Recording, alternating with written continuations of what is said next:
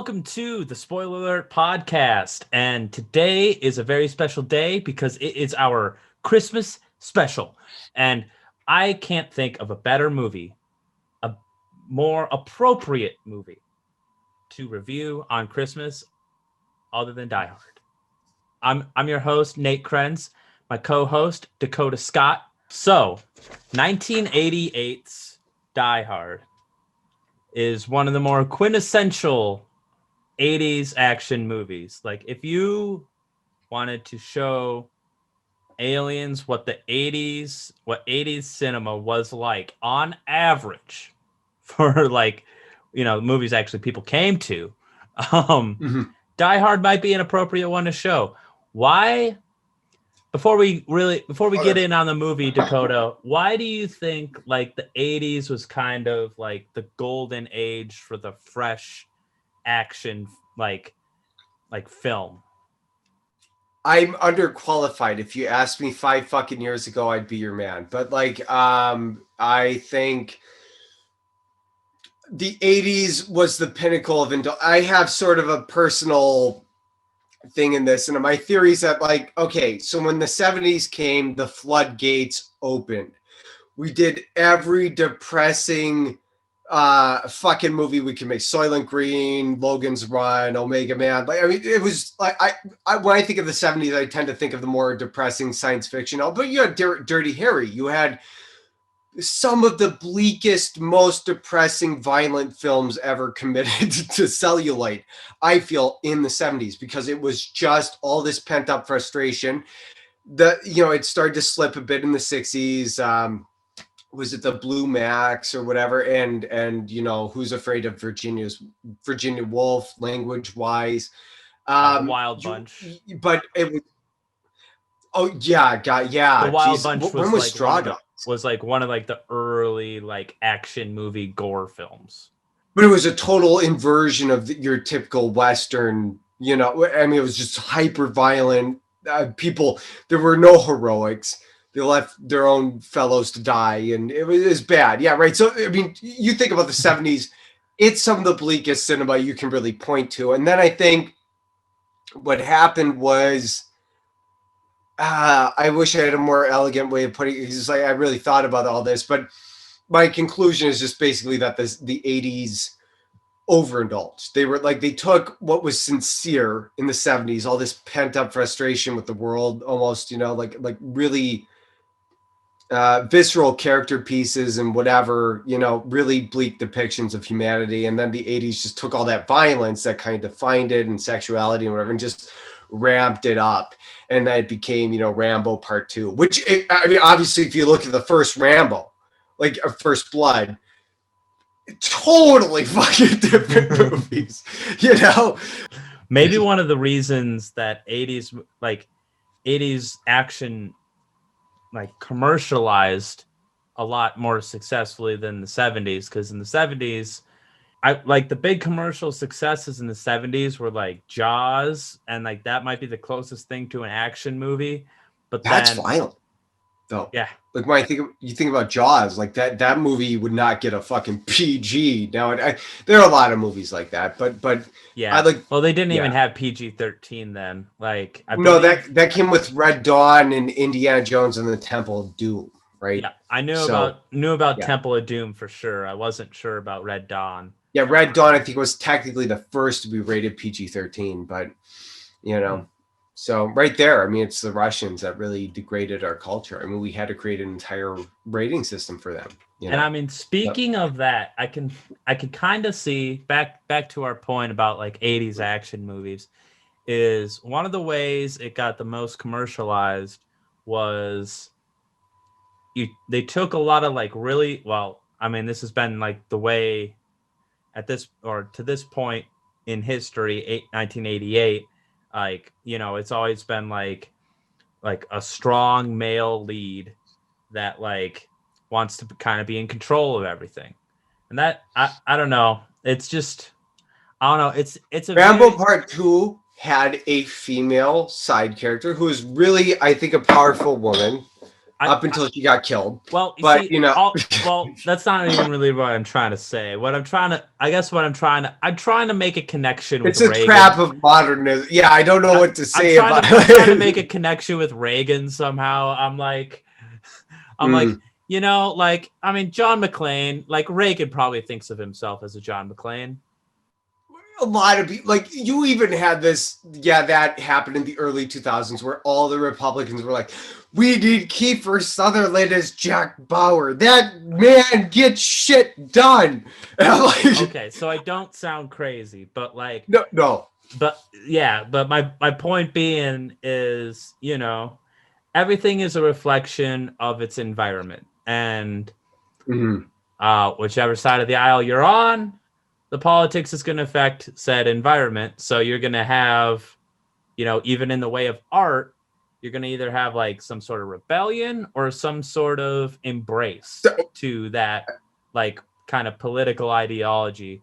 And I feel like in the 60s and 70s, there was always a rebellion to the in place ideology. And in the 80s, they may have embraced it more. Yeah, I'm just trying to think, like, the 80s became just a caricature of, like, I mean, I don't think there was any really like deeper level of substance to it. It was just your heroes became more muscly, your explosions became bigger, everything became more indulgent in the 80s. Everybody's storing lines of Coke. There's a pot of Coke on every goddamn coffee table in the 80s at any party you go to. It was just bigger, but everything became, and this seems to be my favorite word, pathological. And so I think that peaked in the 80s, and then the 90s started to wind down a bit. But my feeling on it is I think you can best gauge any decade in its later 5 years, you know, because the first 5 years of any decade follows in the footsteps of the preceding 5 years of the latter half of its preceding decade. I don't know what I'm trying to think. I can't think of early 80s cinema. I mean, you had like Scarface in 83 and whatever, but it was still bleak. I mean, at the end of the day, Scarface is wholly indulgent, but it's not a happy ending. You can look at the difference between Rocky and Rocky 4 too. Like, oh yeah, God, yeah, that's quite a fucking difference. It's basically like a kind of like it becomes like politicized like macho-ness versus like, you know, like innocent underdog story that like and obviously Rocky, universal, the first one is everybody's favorite.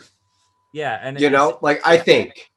Well, around here you get some Rocky 4 people. That's the thing is well, here's the thing.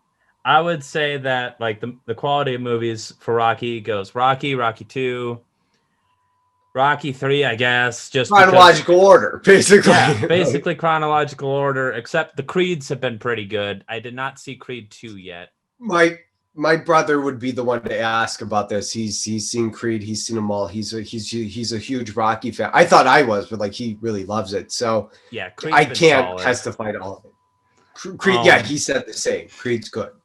I saw Rocky Balboa, but I haven't seen anything past that. So yeah, Rocky Balboa. It was good at the time. We were like, oh look, it almost seemed moderate compared to what had come before. You know what I mean? Because like my favorite era of film is probably like 60 like 69 to like 79. Yeah, I mean, you do see a lot of the 70s carry over in terms of the camera technique. Yeah, the people that really seem to resonate with people, the zooms and whatever. And that era in cinema is called New Hollywood, and that pretty much kicks off with Bonnie and Clyde, where that makes sense. It kicks off with Bonnie and Clyde and ends. When did that come out? Wasn't that late 60s, like 69 or something? Like 68, and it ends with Heaven's Gate, the Michael Cimino movie. That was a huge bomb.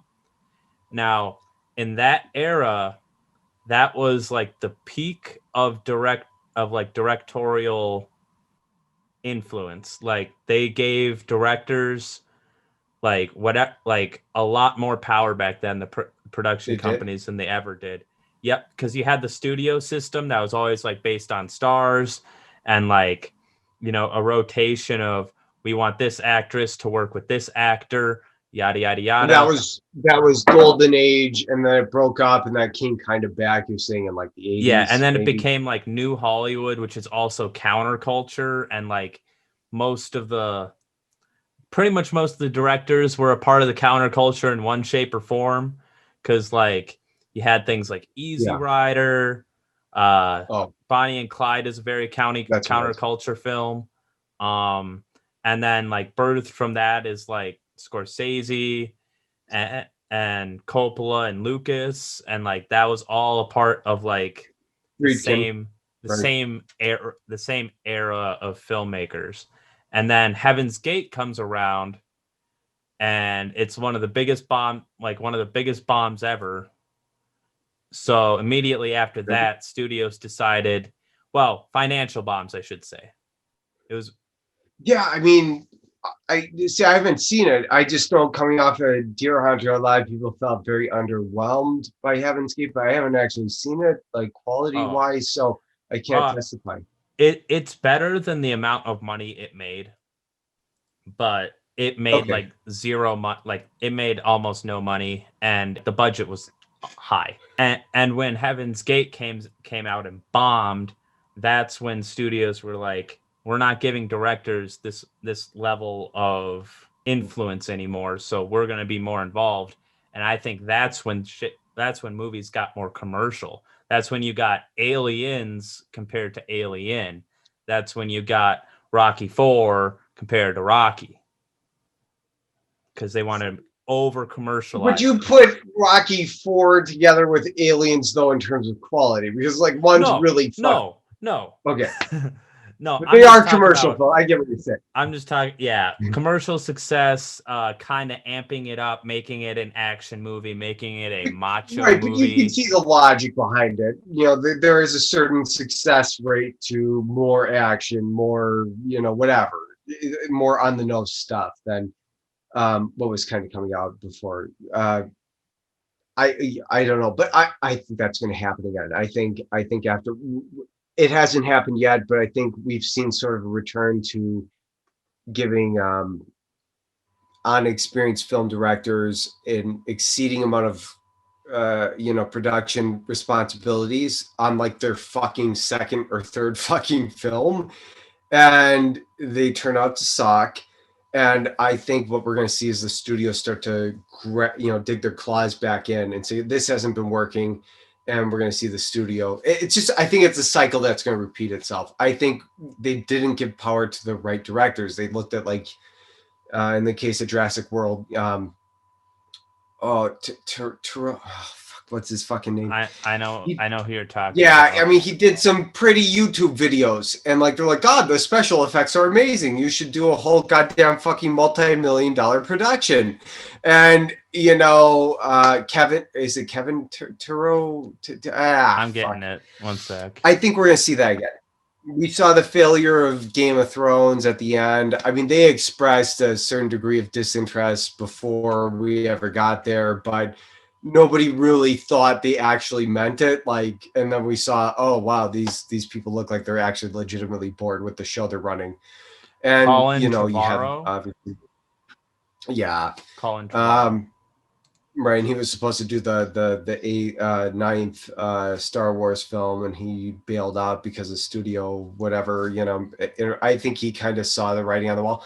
I don't know if he's going to have a career beyond that, but he was like, okay, I'm not going to be actually in charge of this thing. So, but I think we've just seen a lot of that, Birds of Prey, and where they're giving it over to indie directors, which on the face of it looks like a great idea. It's like, yeah, give these people a fucking chance, but they're giving the chance to the wrong fucking people. I feel like I've seen, honestly, my feelings are like Duncan Jones is a fucking great director, and they gave him Warcraft, and he loved Warcraft, But his dad died. A million things went wrong. They gave him a budget exceeding everything he'd ever experienced before. And I have every confidence he would make a better movie, for his fourth film at this point. But they haven't done that. And I just feel like, they need to wean these directors onto a larger budget. I think they're going to take the wrong message away, and that's that, they're just not qualified. You have to wean people onto it. You can't just go from a few, tens of thousands of dollars to hundreds of millions in their third fucking film, I feel like McClane is the most realistic protagonist that decade really produced beyond Ripley, who was already established, Well, The Thing with McCready, definitely. But that failed. That totally fucking tanked. So, he's definitely more realistic than like Commando. So, right, and I'm just thinking of Rambo and Commando, and I mean, what else? What can you think of that's? I mean, so many Stallone movies and Steven Seagal. And that was more '90s. Steven Seagal. Did you ever see Cobra? Yeah, with Stallone and Stallone and right? We don't have to. Was it Wesley Snipes or am I confusing? No, that's Demolition Man. Okay, Cobra. All right. I don't remember in great detail, other than like he wore aviators the entire time. So that's enough for a character. It's the aviator. I think of that movie. Fucking Top Gun.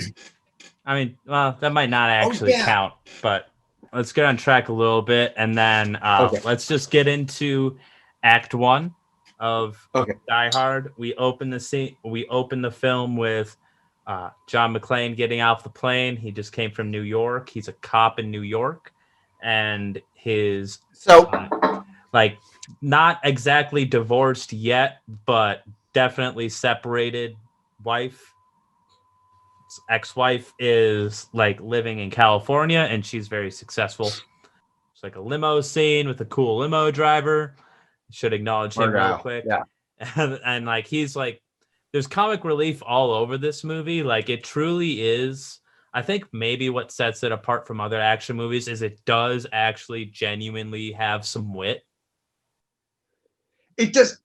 That's the thing about Die Hard is kind of the tone, because I never thought anything of it when I watched it the million fucking times that I did, but because we're doing this, I really try to like stop and think about what's unique about Die Hard. And it's the best of the 80s action movies. Like I've watched Lethal Weapon and I really like it. I don't think I've even actually watched any Lethal Weapon past that point to fruition, like all the way through, but yeah, Die Hard is the one I love, so Lethal Weapon 2 has some value. After that, it became more parodying, like, because I saw 4, but again, not all the way through, but it felt like it was almost a parody of itself. I don't think but that was 90s, right? It seemed to be a big thing. Yeah, I don't think 4 was actually that smart to be a parody, though. Like, I think it became a parody of itself. It didn't work. Unintentionally. Okay. Yeah. I mean, it was just, I just remembered Lethal Weapon 2 has some good aspects. Yeah, so John McClane, just a brief overview or character description that about him is that, like, he's kind of like, he's kind of like a hero cop. Right. I feel like another thing with, like, the typical leading man in the 80s is, like, they just constantly piss off their significant others. But did we ever even get a glimpse of that throughout the year? Because like I feel like McClane is the first and ultimate everyman. He does kick himself in the ass when he fucks things up with Holly. Like he's like, wow, I went for the low hanging fruit. I was like, oh, you changed your name and you're more successful than me. I mean, fuck you. But he ultimately is kind of like, I think that is something that's to it. It's like it's actually like a well-rounded. They're not super like deep characters, but they are well-rounded. where They like feel deep compared to what we've been presented with up to this point. And even actually, honestly, what I wanted to really touch upon is after this point, Die Hard still feels very real, even if in certain moments it doesn't live up to probably what's going to occur within reality. The characters feel real, and I feel it's impressive on that level. yeah, the actress that played Holly, Bonnie Bedelia. Bedelia. Oh, okay. I'm not sure how to pronounce that. I Bedelia. know she dropped out by the third one, which I love, by the way. I'd love to talk about Die Hard with a Vengeance. But yeah. But yeah, she does a great job of like they kind of still have a chemistry, and most of the movie they're separate. You know what I mean? So like every time that we see Holly react to something that John McClane's doing, like, oh, he's still alive, Right, or only John could piss somebody off that much. Yeah, I love that line. or like if she's worried that he might be dead, like it's believable. And she has the added like difficulty of not actually working with an actor the entire movie to gain that kind of on-screen chemistry. So she had That's something I noticed. Off-screen chemistry. Yeah, like she's pretty well composed compared to any of the other hostages, especially like we're talking about like the cocaine. Yeah. Yeah, which he's one of the funnier characters. Like it. Well, he goes out drinking coke, and he's a cokehead. It's like, yeah, everything just kind of lines up with him. He's just a sleazy business. He's a weasel. He's an absolute. You know the type. I mean, I feel like it's almost redundant to explain who Alice is. When you watch the film, you know exactly who the fuck this guy is. And I do want to say I did pick up on this time. Remember when he's like in the room with the coke and he's negotiating and he's working it like a sales pitch, which is pretty funny to see like a white collar like salesman like doing a high level like high priority hostage negotiation. And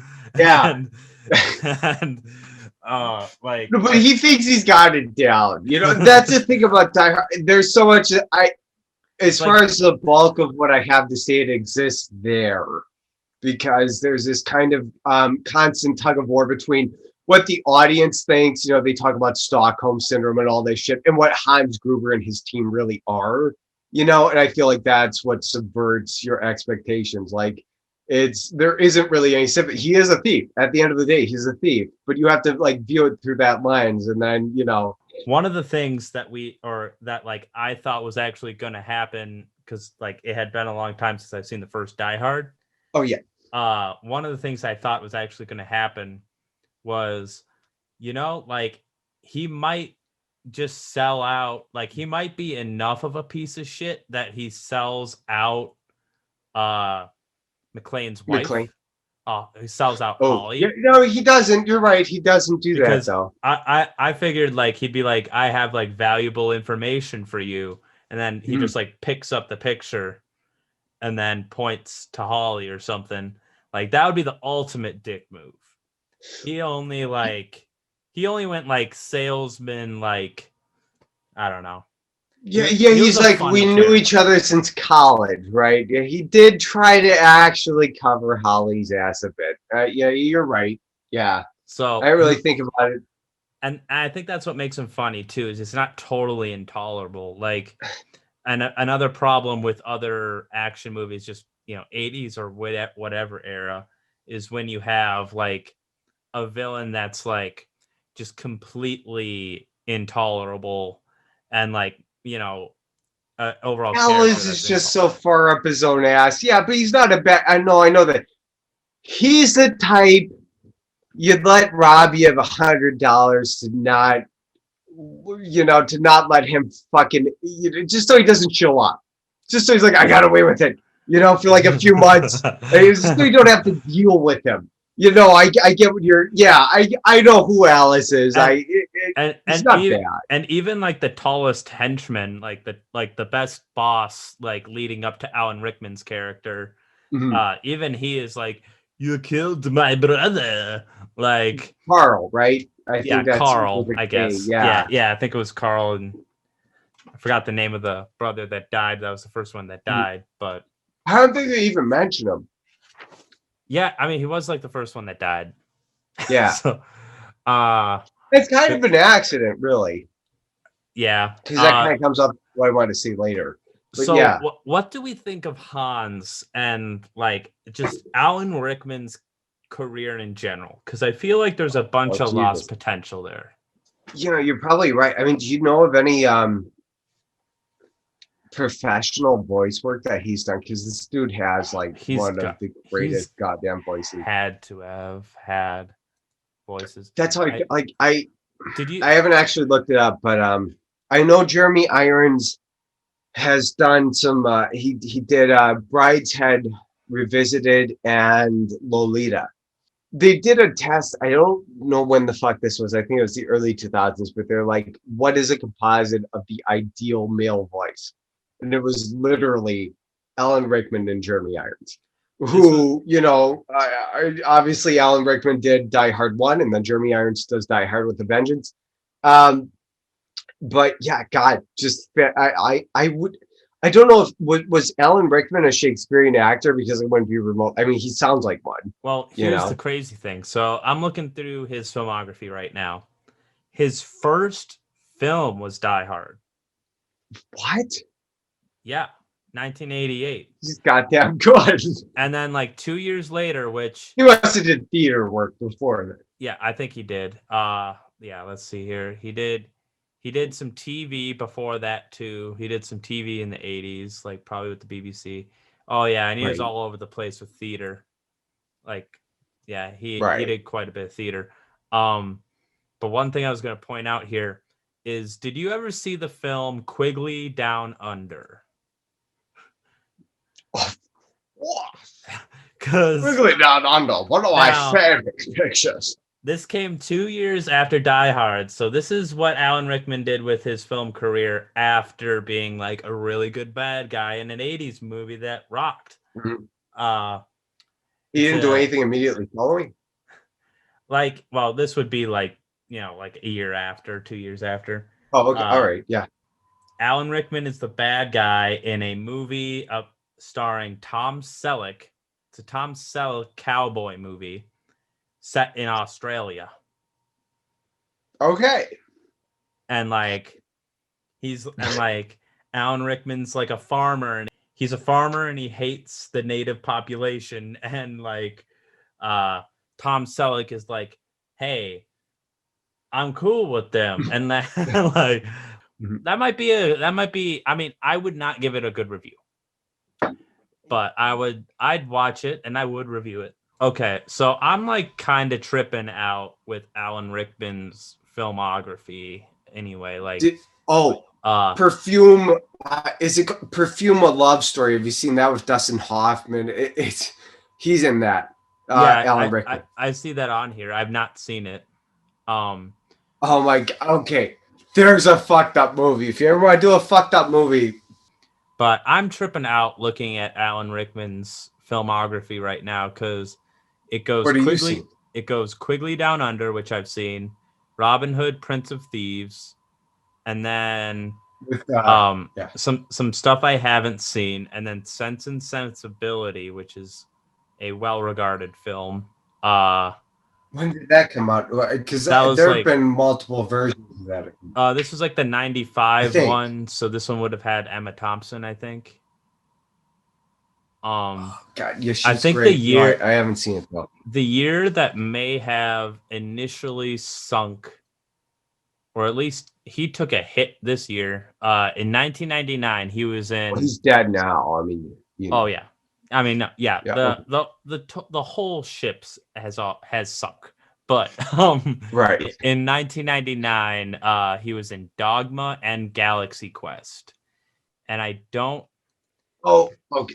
I remember Galaxy Quest. I wanted to see Dogma, but yeah, that's Kevin Smith, right? Yeah, Galaxy Quest did make its budget, but I mean, a lot of people did not like it. And then Dogma, I like as far as the Kevin Smith movies go.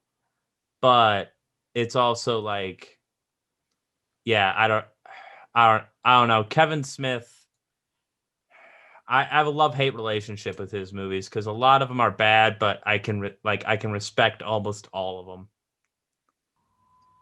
Okay, so then after Galaxy Quest, like the next big thing he got was Harry Potter, and he's pretty much been doing Harry Potter ever since. Right. And I feel So like like he I did don't Sweeney know if Todd in 2007. right, Sweeney Todd, and I don't know, like I feel like I feel like as good as he was in Harry Potter, it kind of took away from like maybe 6 other movies he could have been in that could have been really good and their He's own so thing. goddamn good. Yeah, no, I know what you mean. But it's Harry Potter's at least mainstream enough where he probably got some Oh. recognition. I think of Mhm. other actors like Brad Dourif, where it's like they've gone their whole career without like any fucking goddamn record. I mean, people know Chucky, they've seen the Chucky movies, but Brad Dourif's fucking goddamn great, and they He's don't he's really know so him. good in He's just the Cuckoo's voice of Nest. Chucky. What's that? Like he's great in Cuckoo's Nest. One Flew Over the Yeah, Cuckoo's but Nest. wasn't that his first film? Right, I'm pretty sure it was. I think he was right. like the first person to like win an Oscar on their like first film until Lupita Nyong'o. Brad Dourif's a goddamn underrated actor. He's in Fringe. People don't. He did a lot of great work in television. Obviously, Lord of the Rings is Green Worm Tongue. He was fucking goddamn great.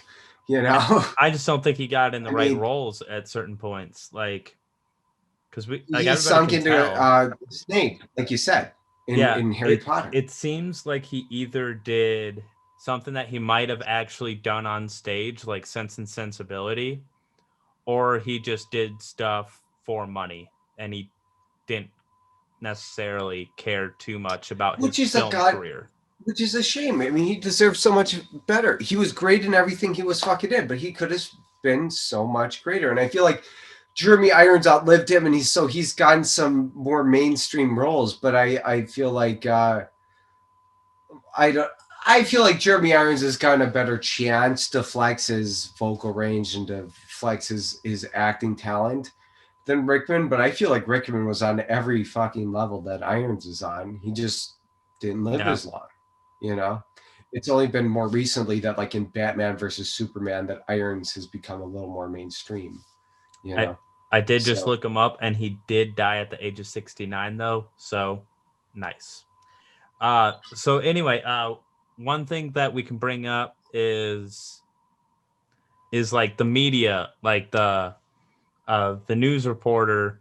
One thing I wanted to point out was like the news reporter, one of the more ridiculous parts of the movie is when the news reporter goes to the home to Holly's house, talks to like there's the nana there and he basically threatens to report her to deportation, mhm, which is pretty mhm. fucked up. And then like just goes to the basement and interviews kids on live television, which as someone that minored in journalism, I can tell you you can That wouldn't almost happen. you can almost never talk to kids. Like Mm. it's got to be like a special circumstance. Parents and advisors have to be there. Like yeah. So there's like multiple levels of ridiculousness in that scene, but like but that's why I kind of appreciate it as like at a comedic level because it's like if you know about He's like so that, desperate.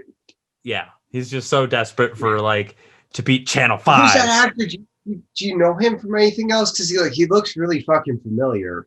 The actor that plays the reporter is named William Atherton, and What else has he been? some stuff we would know him in are Ghostbusters. He's the guy that tries to shut down Ghostbusters. Die Hard 2. He's Uh in that? yep, I don't he's in Die remember. Hard 2. Biodome. I do not That's remember his character in that, but I'll believe it. you see. Yeah, I don't think I've seen it. Oh, Biodome. Biodome will be a bad watch. It's pretty I'm okay with bad watches. Like, I mean, I've it's a It's a Stephen Baldwin, Pauly Shore 90s film. Okay. So I mean, yeah, as far as like good bad watches, that's up there. The guy was also in The Last Samurai, and that's one that we would know him in. Oh, really? Who After did he that, did he play the nothing. primary antagonist? Because I haven't seen that in like at least 3 years. I don't know. He was definitely in the Union Army in some way, shape, or form, the American Army. But he wasn't necessarily the leader. Because that's what Right. But anyway, yeah. So I just thought that was really funny about the media, like interviewing the kid. Uh, it's Okay. kind of Do like you the think least. anybody plays a better asshole than Paul Gleason though? Because Breakfast Club and then Die Hard. I haven't seen him beyond this, but like he is primary asshole material. Like at this period in time, if you need somebody who's a prick, Paul Gleason. So Yeah, I mean, he does an awesome job, and right. In a world where everybody's a fucking prick in this movie, like basically, other than Al and McClane. So yeah. he stands out. That's quite remarkable. And Al's character is like kind of. I feel like the audience is always in John McClane's like POV, but I feel like the heart of the audience is like in the Al character because it's kind of the observer. Oh, You know what I yeah. mean? And I don't know. It's just a very like warm character to have. Like John McClane is kind of the everyman. Al really is the everyman. You know what I mean? He's like buying like a bunch of donuts and treats and knows what's on the back of Twinkie bars. And Right. Yeah. like, Right. what did you actually think of Al like doing like the final kill at the end? Oh, 'Cause I never thought there was any explanation for that before.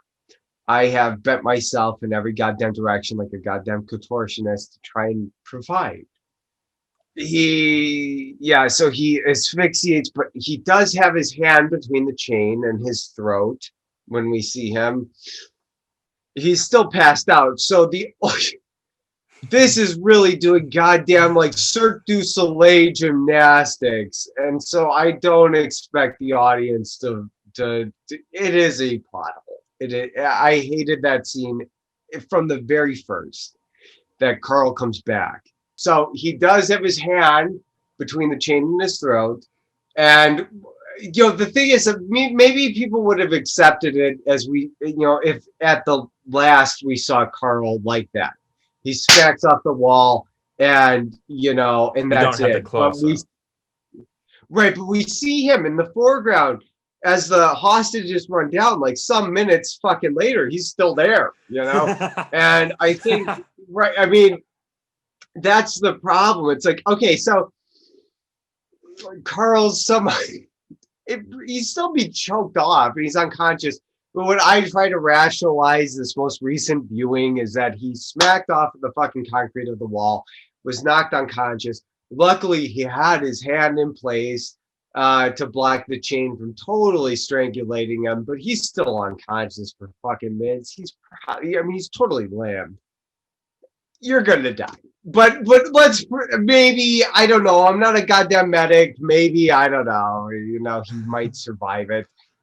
I hate that last scene. I absolutely I've hated it since the first time I ever saw Die Hard. It is the biggest obstruction to what is otherwise a perfect fucking film, I feel. Like, and here's the thing. I think they wanted to do it to tie off Al's storyline better, but I thought it was done like they had just had like the moment where like him and John hugged and like whatnot. Like, yeah, I know his backstory is he had never been able to like point a gun at someone again or shoot in like self-defense or whatever. So I get that's why, but it was just so like kind of like trivialized and like if they wanted to end it that way, where if they wanted that to be his arc and it should have been another terrorist. Because that's how I feel. It should have been another terrorist, or it should have been in a different scenario, or you could just say that his arc is like he just feels accomplishment having helped John or Yeah, whatever. that's how I kind of. I You know what didn't I feel mean? that before, but in my most recent viewing, yeah, that's exactly how I felt. Like that was Like enough. But it was a good enough arc. I feel like. I mean, they did what they did. Like, but then I yeah, mean, they kind of and then they kind of save it again with uh uh baby, it's cold outside. And just to remind you and reaffirm that it is indeed a Christmas movie. okay, so yeah, Carl's death. We'll start with there. Yeah, that's bullshit. I mean, yeah, I feel like it was enough, like you said, that he. I didn't feel that before necessarily. I understood where they were going, but the most recent viewing, I was like, honestly, it's enough. It's enough that Al had helped McClane through this, And I even kind of felt like as I watched the movie, I'm like, fucking Al, why did you tell me your sob story about Or killing a kid? end it like with like okay, like they had different background items for that character, right? They also had like the item of like his wife is pregnant, you know what I mean? Like he's like, "Oh, I got my first one on the way." Kind of ties in together with, I mean, that he killed a kid, And it's like, Yeah, I mean, like they could have tied it together like, well, okay, it might be a little bit of a change of pace to go out, have a birth scene or anything like that that might not fit, oh but like yeah, you could that'd be, still have like I don't know, some kind of scene where like his wife calls him up and like but I don't know, cell phones are hard. yeah, he just Fucking started, the no, 80s, yeah. man. You can't have a cell phone, just call up, We your did pregnant have wife. cell phones, but they were like in Argyle's fucking car. Like, I mean, that was a very rare phenomenon, So you know? like I get that they wouldn't bring a pregnant woman into a crime scene, right? But there that would be like a more fitting way to end because that character Al was always more loving than he was like violent, I thought. Even if that violence is in self-defense, I think he was always more loving than violent, so it doesn't really finish off his story that well. No, that does definitely feel like a producer moment where they're just like, you gotta have some kind of like, climax at the end of the film. And yeah, Punctuation. no, it just doesn't feel in line. It's a ballsy move, even so, to really take a primary character and have them do that, where they shot a kid. And like, Yeah. and that's what I feel like is really interesting about Die Hard is all the characters feel very realistic, the circumstances feel very realistic, and I think that's what separates it from most of the action movies at the time. I mean, Rambo in part 2, he just blowed everything apart with fucking explosive arrows, and then part 3 he saves all the children, and it's all very clear cut. But like, I mean, God, it's a line I really don't like, or I didn't when I viewed it earlier, but like McClane, he's like, yeah, I think Carl doesn't speak perfect English because you have this scene where he doesn't understand what Hans is saying to him, and then Hans speaks English, which is kind of like the lingua franca, is how I take it. Where like, oh, and then Carl understands. But like, fucking McClane's like, you should have heard your brother squeal when I broke his fucking neck. I mean, when your blood is up, like that's not a very heroic thing to fucking say, right? I mean, like that's hardcore. But like, I mean, that always stuck out to me. It's like this is somebody whose blood is up. He's an average dude. He's an everyman whose blood is fucking up. I You mean, know. like you make a good point because like it does Mhm. like make you think like you don't see that even like in R-rated action movies these days where No, the main character is like, remember when I broke your right, brother's fucking neck? right. Like, It's fucking hardcore, and that's. I mean, but yeah, it disregards. I think a certain degree of like human emotional realism, where it's like, no, your blood is up. You say hateful shit. You are. I mean, yeah, I think that's what Die Hard really touches upon. Like John McClane feels like a real dude. He's like, why didn't you save Takagi or Hagagi or Agagi? But nobody seems to say his fucking name right. But it's like, cause you be dead too, asshole. It's like, and it doesn't really set him up to be. I think I don't want to state it because I didn't grow up during that time, but like all the movies I've watched, he's not your average action hero. He is your everyman. And I think that's what really makes him stand out is that, you know, and he's like, because you'd be dead. You'd be dead if you had intervened. And that's one of the like, kind of the. Do you remember? Because like during that scene, it's like, does he ever see Hans's face? Because I'm like, why doesn't he recognize Hans during the whole elevator sequence? Like, do we ever get a clear view of Hans? Oh, Or like, hmm. okay, all right, yeah, because He that might was not. that He was must one. not have. He Yeah, must that not have got the that's ho thing. the other thing though is that like you have this constant tug of war between what I think the audience expects, and it's all this talk of Stockholm syndrome, you know, like, oh, you're gonna get a human moment from Alan Rickman and his crew, and you never get it. Like he shoots a Kagi or whatever in the face. He's like on the count of three, you know. And I think right past that point, you realize that this whole movie is about something else. It's about subverting your like expectations at the time. And I think even now, because you have a lot of movies like that where it's like they make, you know, they try to have a charismatic character, but you don't really believe them.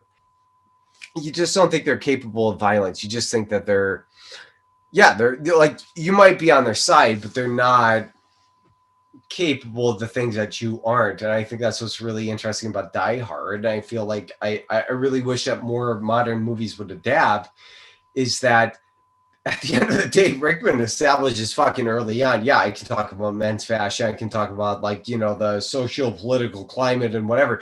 At the end of the day, I'm here to make money. You know, I don't give a fuck about anything else. I'm going to kill you.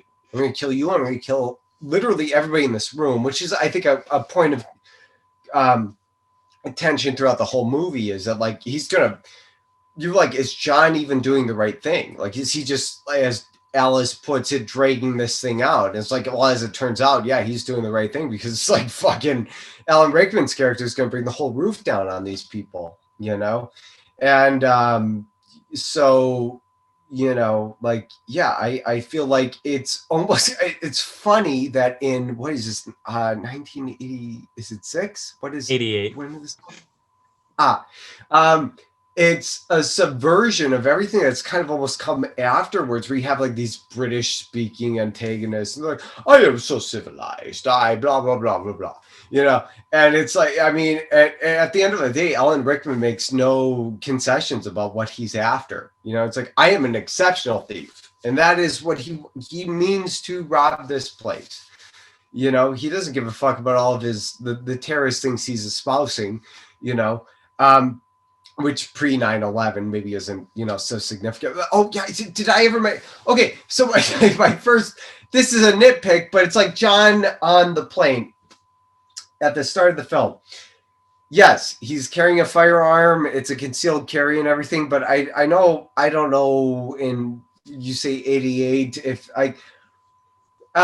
he's not a New York cop at the start of the film. He is anybody on a plane with a concealed carry, you know, like, so that was the first thing that stuck out to me. And mind you, this is me trying to view the film through a very hypercritical lens.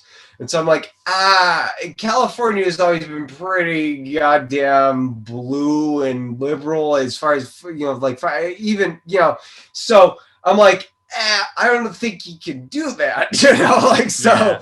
I think it's just what establishes him as a police officer plot-wise, quicker. it does. Yeah, it absolutely establishes. It's definitely a plot move there, right? Not a. Yeah, but I know what you mean though. If it is, and it is a bit of a nitpick, but I do know what you mean. Argyle staying in his limousine that whole time. I don't know anything about fucking limousine drivers. Like, I watched Collateral and Logan, you know, and like, that's my interpretation of fucking limo drivers. And like, so you had Argyle. This is the only major thing I had to say, and it's stupid, but it's like, so you have John McClane throwing the corpse out of the window, and it lands on Al's police vehicle. And before that, you know, Al's kind of doing circles in front of the Nakatomi Tower. He's like, who's driving this thing? You know, Stevie Wonder. And then you have fucking Argyle, who's literally wearing, you know, black shades.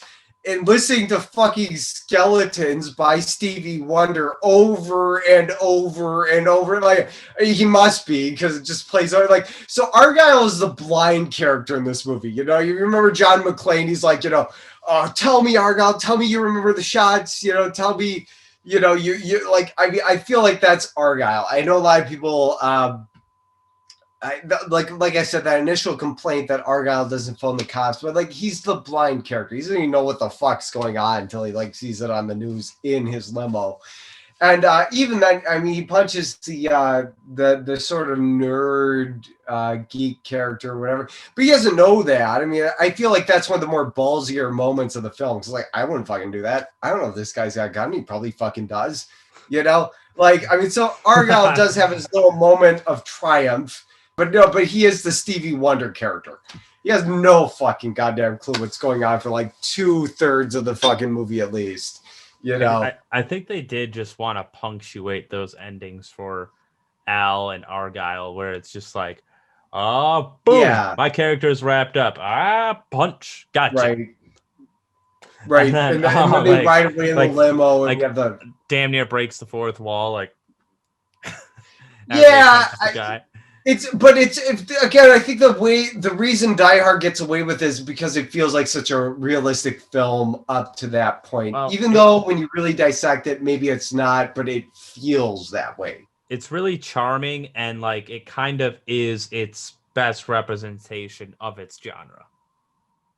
Yeah, definitely up to that point, and even afterwards is how I feel. Like, I mean, like the elevator shaft moment. I don't know if I never felt this way before, but I probably maybe felt it with other movies, but I can't remember. I do remember one movie, Frozen by Something Green. It was about the Jesus, dogs. Ski lifts. Do you know the movie? Yeah, I know what you're talking about. I was fucking, and now mind you, this is like 2000. When did that fucking movie even come out? Like, I feel like it was 2008. I rented it on video. I was hyperventilating. I actually hyperventilated, but I was so scared shitless of that fucking movie. I don't know if I'd feel the same way, but watching Die Hard for the first time in, like, again, probably 7 years, 6, 7. Yeah. I mean, my legs started to buckle. I thought about this. Like, so whenever I have a phobia of heights, I don't have many phobias, maybe arachnophobia and sharks, which makes absolutely no goddamn sense because I've never encountered a fucking shark in my life. I've never actually encountered a fucking shark. Those are my phobias. So at a great height, my legs start to buckle. And I'm like, this is the most useless fucking reaction that you could possibly fucking have. And, like, your legs failing you at a great height. And again, it's like kind of like a Star Trek 3, you know, the search for Spock, where it's like, I don't know if his fingers could actually grip that vent shaft as quickly as he does, but it was tense. And it felt like a real moment, even if it wasn't. It felt fucking tense. It felt absolutely goddamn tense. And they made a tense moment out of something. It wasn't an explosion. It wasn't gunfire. It was sliding down a fucking elevator shaft, you know? And so... for me, like the most, like the craziest one was definitely like the craziest stunt, if you will, was definitely like the broken glass. I think that'll get a lot of people just because, like, yeah, the bare feet, yeah, that was just like the whole time, like you know something's gonna happen to his feet, even if you whether you have seen this movie or not before, like, you know something's going to happen to his feet. I didn't know, but in hindsight, I should have. I mean, I've seen the movie a million times, so right. I do know. But I'm just saying, like, watching it for the first time forever, like, you know something's going to happen there, but you shouldn't, you know? Like, it feels real again.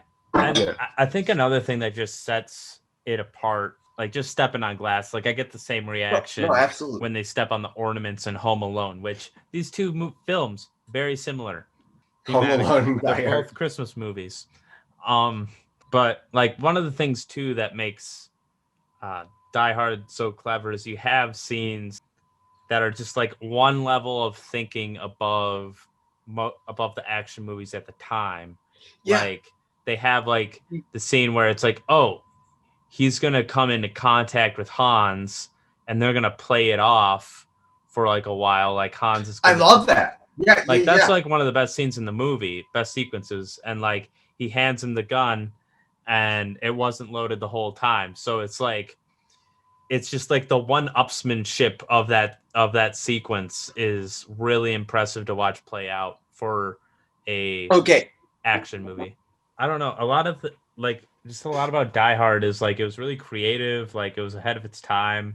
It influenced a lot of other movies, like it influenced the kind of procedural.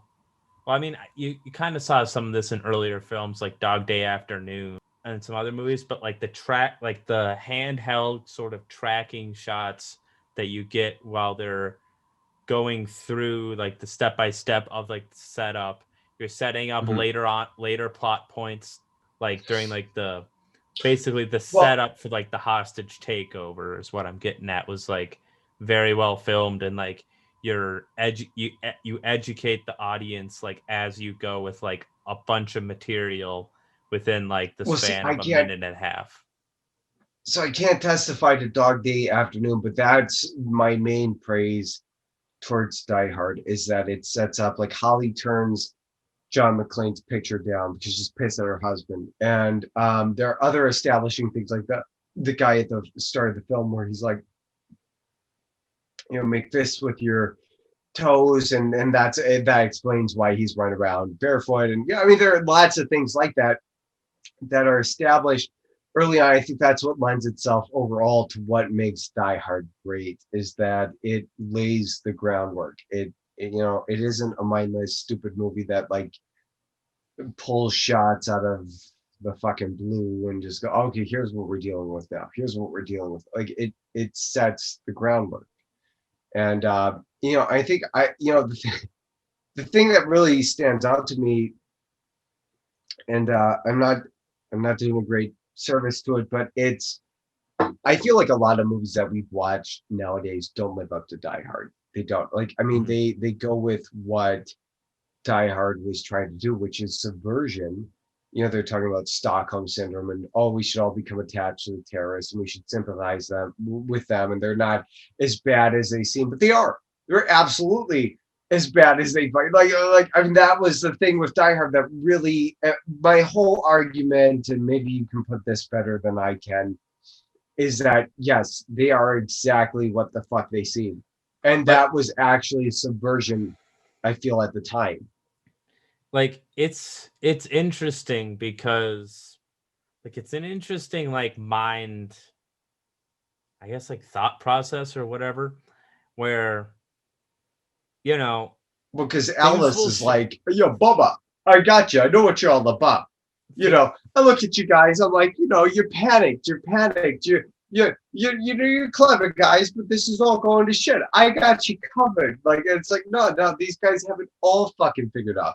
They're not sympathetic characters. They just want money. Like, on average, you're gonna have a lot of sympathetic villains, right? And I think that is a good thing. Like, I think having a sympathetic villain, if done well, can be an awesome thing. But like to totally discount like the purely evil from existing in the world of movies, I think is a mistake, because like pure evil like exists in real life. Like you'll see it from in whatever situation you want to bring up. We don't really have to bring it up, but like I will bring it up. I'll bring it up. This quote originates with Joss fucking Whedon. It does. He was like, when he was writing Buffy, he was like, I write every character. I'm like, they're a real person. They don't wake up in the morning. This, as far as I know, originates with him. And I love some of his stuff. I do. I love Buffy. I love Firefly, Serenity, blah, blah, blah, Cabin in the Woods. What I do. Okay. But this quote, it sounds good on paper. But he said, and God, I want to talk about this forever, that a villain does not wake up in the morning going, I'm going to be evil today. I'm a prick. I wake up going, I'm going to be an asshole today. I just know I'm going to be a fucking asshole, So like, that's not true, and I feel like, there are definitely fucking characters that know what they're doing is shitty, And yeah, they might have their own personal rationalizations and everything, but at the end of the day, yeah, there are characters who are willing to do Like- the shittiest of the shittiest, you know? Like the thing that the Joss Whedon way of thinking does is it like gives the audience a chance to relate to a character. Yeah, But and I'm I not appreciate what he's sure. saying. I do understand. Like I'm But not I don't feel sure. it's true. Right, but yeah, like, but how many people are going to like relate to someone that's going to take a hostage room full of like people, and like, you know what I mean? Like, how many people are going to relate to that? Like, you might have some, Well, at the time of but Die Hard, you had a lot of airplane takeovers and shit. I mean, we had so many precursors to 9/11. I mean, it's just baffling. It's like, okay, we've had how many plane takeovers? 9/11 was fucking goddamn inevitable. Like, this was always going to happen. Where you had somebody who was so ideological that you couldn't talk them down, and then we had that. So it's like, I mean, but that's what I mean. It's like there are people who believe so fervently. Or go ahead. Yeah, to be Your like cause. Like what your point, like he doesn't necessarily have a cause though, is the trick with him. Like, so he's like almost like the Joker's pure evil for the sake of evil. Oh, no, because I'm thinking of like in Serenity, he almost seems to acknowledge the issue, Joss Whedon. Where he's like, I know that we won't create this perfect world. I won't be a part of it, but I'm creating it, and that's enough. And it's like, you've killed children. You've killed like all this evil that you've done has been for nothing. And it's like he almost seems to directly assess the issue, but he doesn't. And it's been really frustrating because everybody seems to quote him on that issue of like a villain does not wake up in the morning saying you're going to be a villain. I think it kind of backfires too, because it's sort of like when you do that too much, you're kind of asking the question to your audience, like, oh, how far do you have to fall before you're killing 30, like taking 30 kids hostage on a school bus or something? You know what I mean? Right. Like, yeah, so it's kind of like, oh, you feel depressed sometimes. Sometimes you have a little bit of anger management issues. Right. Watch the hell out, because this guy had diabetes and killed a bunch of old people for it. Right. So it almost seems to validate this. Yeah, right. Like, so. You know. Right, no, but it's a great analogy. It really is. It's like, I mean, there's somebody who needs. I think one of the better movies to make that point is like at the beginning of Richard Linklater's A Scanner Darkly, where it's like if you were a diabetic and you had to kill for your insulin, you know, like how far would you take that? And it's like, I mean, but yeah, no, I mean, it's not quite the same, but it's still, I mean, when you have this pathological belief in a system and, you know, and you believe that, okay, I know what I'm doing is wrong. I know it, but it doesn't matter because I'm bringing forth a better, you know, I won't live to see it, but the result will be a better place to live. I know that doesn't relate to Die Hard, but I think it starts there where we see Hans Gruber is a more sophisticated subversion of that trope or whatever you want to call it than we've really seen since, where it's like, no, I just want to make money. I might talk about men's fashion. I might talk about all these things, but at the end of the day, I'm just a robber, and I'm not ashamed of that. That's exactly. I've forgone my terrorist associations. I just want to make fucking money, you know. And yeah, and I'm not trying to like totally discount like the Joss Whedon way of thinking here, because like there are plenty of valuable, like relatable, like villains or whatever. But the thing is those best villains are called anti-heroes, and those are like you know like if you look at like Taxi Driver, like really he's a villain, like, but like you make him relatable, and that's the point of that movie. You know, I'm not totally damning the relatable villain like character, but like it you works, can, but you have to put the fucking effort in. Yeah, you can't just be like, oh, he sounds like you, he's relatable. It's not enough. You have to truly believe in their cause. because there are You a know? lot of really bad villains, like poorly made villains that Yeah. are like the pure evil type. Like there's Right. as many bad of those as there are bad of the relatable type. So The I feel like when someone is like, I want to relate to a villain, you don't always have to. Like, and Game of Thrones does a good job about this. All right, we'll just dip our toes in Game of Thrones and get out. So, like Game of Thrones, you have like, the more relatable. So like maybe Tywin, Cersei, because she at least has redeeming qualities, like her cheekbones and she's a good mother. And beautiful cheekbones. that's what Tyrion said. I know. But then, and you have like those ones that have actual motivations and maybe they are redeemable in some way. But then you have the Boltons. Like the Yes. Boltons exist like in real life. Like those kind of people exist in real life. So it's not unrealistic to say that someone is pure fucking evil. I don't know anybody who's actually addressed this issue, and it seems to have defined film criticism, is that people don't have a certain place for things that they don't understand. They just disregard that. Like that isn't human. It's like every horrible thing that's ever happened in the history of mankind is human because it's been like that, and that's how I feel. It's like just because you don't have a place for it in your little version of the world doesn't mean that it doesn't transpire.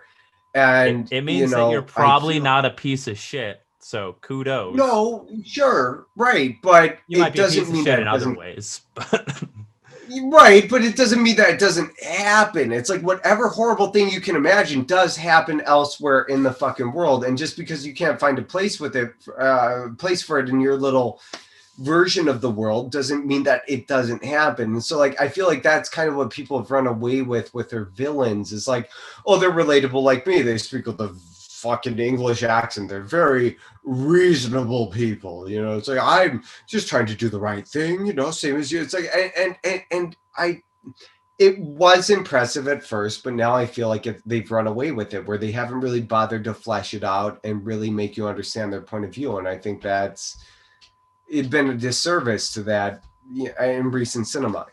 I mean, like you have to understand why they're doing it. They are people. They're not perfect. They're not reasonable. They want to make money. Like Hans Gruber actually feels more honest than what I've seen in like probably the past 10 years largely. He just wants to make fucking money. He doesn't give a fuck. He's not about any cause. He just wants to do, like, and to me that feels more genuine than what I've seen in all these attempts to. And there's like a quote too that's like, all want not something to do, but something to be, right? And That's okay. a lot of people like kind of like seek a role in the world or whatever. Yeah. Where like they want to be something. And I mean, he Right. wants to be a thief. Like he doesn't want love. I mean, he could get married someday, but I don't think he would ever care about love. No. I don't, he wants to be the best at what he is. Yeah, he wants to fit that role. He knows he's a damn good thief. Right. So he wants to exceptional thief. Yeah. Like you said, right. He wants to be the best at it. Right. So like he's a competitor more than anything almost. Exactly. Which fits in very much with the corporate America kind of, theme of the first it ties right back into the Reagan shit. Right. Maybe the helicopter on the roof was just like a big, callback to like Saigon, the fall of Saigon. You have the one like, Johnson who says, it's like just like Saigon, he's all into it. Maybe it's way deeper than we thought. I think your first moment where it's like, so this isn't the movie you're expecting, is when Hans Gruber shoots him in the fucking face, and counts to 3, and he's like, you'll just have to shoot me. And fucking. It's like, okay, and he fucking shoots him. It's like, and most movies nowadays have not lived up to that. And I think everything going forward defines Die Hard. It is more subversive than any movie I can think of. And yeah, really, honestly, the past 20 fucking years in that sense. Like, it knows what it's subverting and it does it. And yeah. So so many movies try that, but they don't succeed because then they're just imitating Die Hard or what you expect. And Die Hard really did subvert that, you know? So I think, you know, and sometimes subversion means going with what people expect, you know, nowadays. But Die Hard at the time really did subvert your expectations. And I feel like almost nowadays it's really fresh because, you know, people don't have the sense to do that. You know, they just want the spectacle, you know, the big explosion, the children weeping for their parents. You know, they're the reporter on the hunt for those moments, but they don't really want something truly, that sounds redundant, truly real, you know. And I feel like Die Hard was the first to provide that, as far as I can tell, in the action movie genre, and it continued that. You know, I mean, Die Hard 2, I haven't seen in a very fucking long time. Last time I saw it was on fucking VHS. That should tell you. But Die Hard 3 is a fucking fantastic movie. I'd like to talk about someday soon, director. So, yeah, it feels real. Beyond anything else, it feels real. I mean, it is spectacle, but it's earned it. You know, it has earned that moment.